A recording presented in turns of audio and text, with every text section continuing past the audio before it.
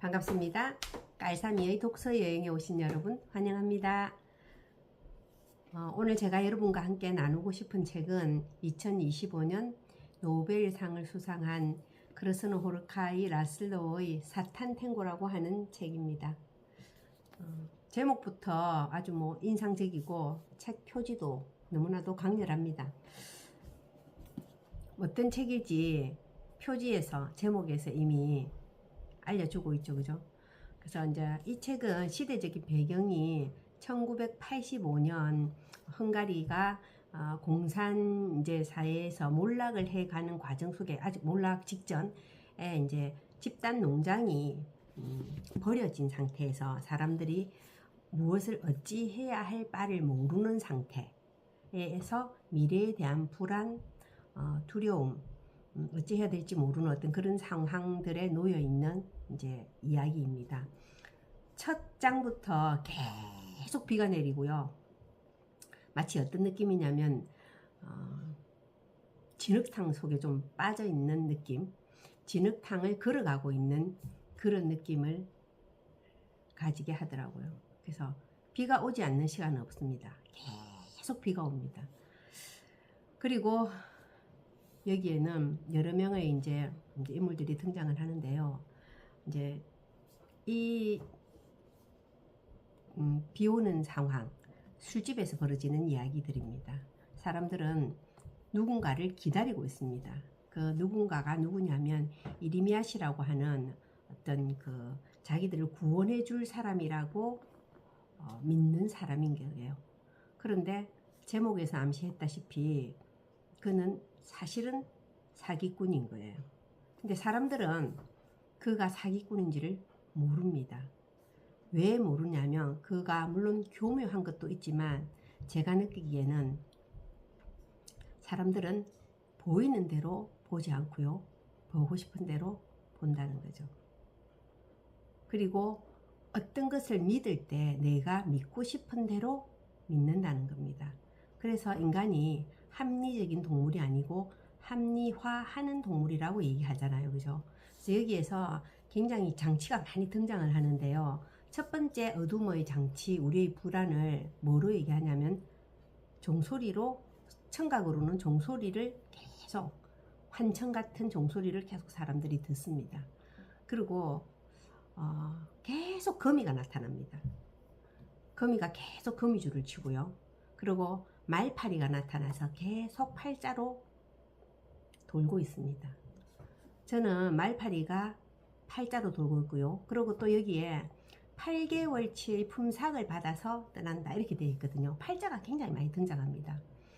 그래서 팔자가 뭘 의미할까 생각해 보니까 팔자를 옆으로 눕히면은 메비우스의 띠가 되잖아요. 벗어날 수 없는 현실을 상징하지 않나 하는 생각을 하게 되더라고요. 이리미야 씨는 예레미야의 헝가리식 발음이라고 합니다. 예레미야는 성서에서 나오는 예언자 중에 한 사람이죠. 그죠? 근데 악마의 예언자, 사탄의 예언자라는 거예요. 그래서 우리는 무언가를 굉장히 믿고 싶어 합니다. 왜? 불안하니까. 미래를 알 수 없으니까요. 그런데 스스로 찾지 않은, 스스로 적극적으로 나가서 찾지 않는 어떤 희망이 과연 누군가가 제시하는 것을 따라간다고 해서 그게 과연 제대로 된 것일까요? 희망은 제가 생각할 때 스스로 찾아서 나가야 된다고 생각합니다. 부딪혀야 된다는 거죠. 그래서 부딪히고 깨지고 그러면서 스스로 터득해야 되는데 여기에 나오는 주인공들은 그냥 기다립니다. 이리미야 씨가 뭔가를 해줄 거라고. 그런 일이 있을까요? 그래서 저는 사람을 환경의 동물이라고 하잖아요. 그러면 그 환경은 누가 만드느냐? 사람이 만듭니다. 그죠? 근데 그 사람이, 어떤 사람이 그럼 환경을 만들고 어떤 사람을 환경을 바꾸는가? 바꾸는 사람이 있죠. 그리고 그 환경에 적응해 나가는 사람이 있고요.